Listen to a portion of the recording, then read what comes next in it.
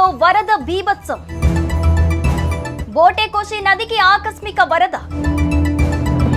కీలకమైన మిఠేరి వంతెన పూర్తిగా ధ్వంసం. డ్రై పోర్టులోని 200 వాహనాలు ప్రవాహంలో గల్లంతు.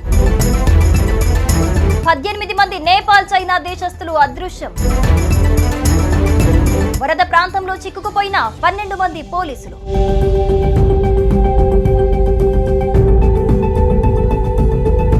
నేపాల్లో పెను విషాదం చోటు చేసుకుంది. చైనా సరిహద్దుల్లో ఉన్న బోటేకోషి నదికి మంగళవారం తెల్లవారుజామున ఆకస్మికంగా భారీ వరద పోటెత్తింది.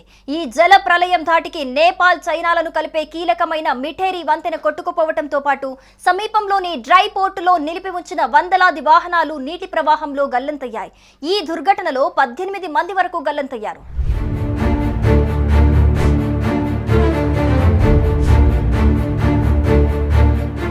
రుతుపవనాల రాకతో నేపాల్లోని అనేక ప్రాంతాలు వర్షాల కారణంగా విధ్వంసాన్ని ఎదుర్కొంటున్నాయి. నదులు భయంకర రూపంతో ప్రవహిస్తున్నాయి. ఉప్పొంగిన వరదలతో చాలా చోట్ల జనజీవనం అస్తవ్యస్తంగా మారింది. నేపాల్ చైనా సరిహద్దులో కూడా రుతుపవనాల ప్రభావం కనిపిస్తోంది.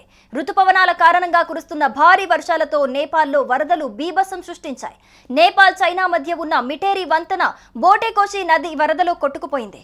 ఈ వరదల కారణంగా 12 మంది నేపాలీలు, 6 మంది చైనా పౌరులు గల్లంతయ్యారు.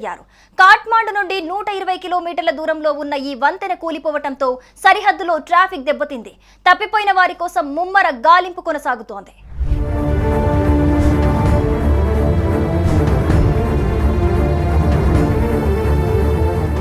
నేపాల్ చైనా సరిహద్దులోని బోటేకోషి నదిలో వరదల కారణంగా నేపాల్ సరిహద్దు ప్రాంతంలో భారీ నష్టం వాటిల్లింది.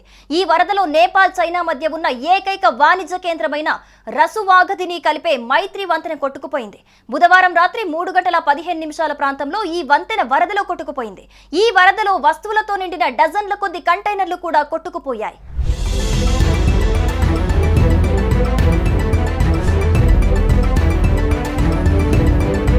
ఆకస్మిక వరద ఉధృతికి చైనా నుండి నేపాల్ కు ఎగుమతి చేయబడిన వందలాది ఎలక్ట్రిక్ వాహనాలు నీటిలో కొట్టుకుపోయాయి. సరిహద్దు వద్ద ఆగి ఉన్న డజన్ల కొద్ది ట్రక్కులు నీటిలో కొట్టుకుపోయాయి. ఈ వరద కారణంగా నేపాల్ వైపు దాదాపు 16 మంది గల్లంతయ్యారని తెలిసింది. నేపాల్ సైన్యం సహాయ చర్యల్లో నిమగ్నమై ఉంది. హెలికాప్టర్ల ద్వారా కొంతమందిని రక్షించింది. కాగా నీటి మట్టం ఎక్కువగా ఉన్నందున సహాయక చర్యలకు ఆటంకం కలుగుతోందని తెలిపారు. ఈ వరదలో ఎంతమంది కొట్టుకుపోయారనే విషయంపై ఇంకా స్పష్టత రాలేదని అధికారులు తెలిపారు.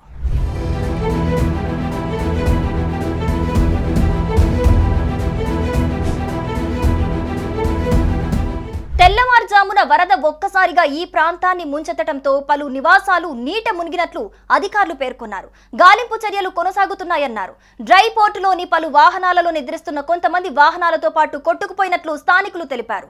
టిబెటన్ ప్రాంతంలో కురుస్తున్న భారీ వర్షాల కారణంగానే ఈ వరదలు సంభవించినట్లు అధికారులు పేర్కొన్నారు. స్థానికంగా ఉండే త్రిశూలి నదికి కూడా వరద పోటెత్తే అవకాశం ఉండటంతో నదీ తీర ప్రాంతాల్లో నివసిస్తున్న ప్రజలు అప్రమత్తంగా ఉండాలని సూచించారు.